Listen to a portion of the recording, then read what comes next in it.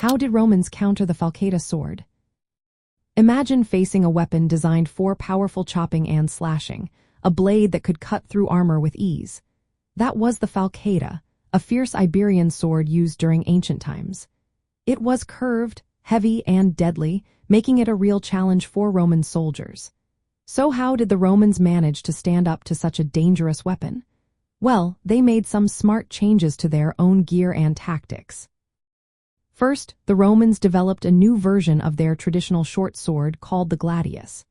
This version, called the gladius hispanensis, was wider and heavier than the standard gladius. It was inspired by the Falcata's shape butt built for stabbing and thrusting rather than slashing. The idea was to make a weapon that could pierce through the defenses of the Falcata-wielding fighters. Roman soldiers also relied heavily on their large rectangular shields called scuda. These shields offered much better coverage than the smaller shields used by Iberian fighters. With the scudum, Roman soldiers could form tight, disciplined formations called cohorts.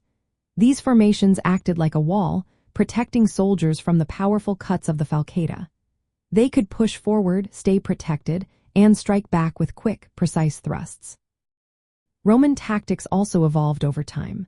Instead of trying to match the Falcata user in wide slashing moves, they focused on close combat, where their armor and shields gave them an advantage.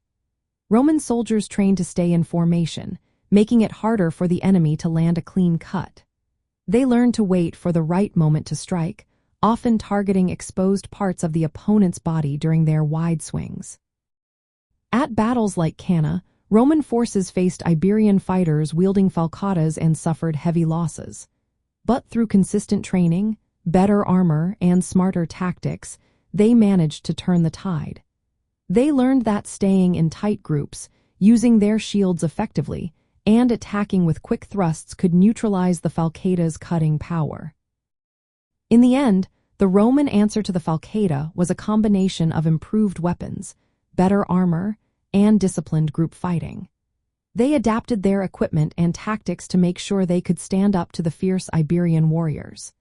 This approach helped Rome expand its control over the Iberian Peninsula and beyond, proving that smart fighting strategies can overcome even the most intimidating weapons.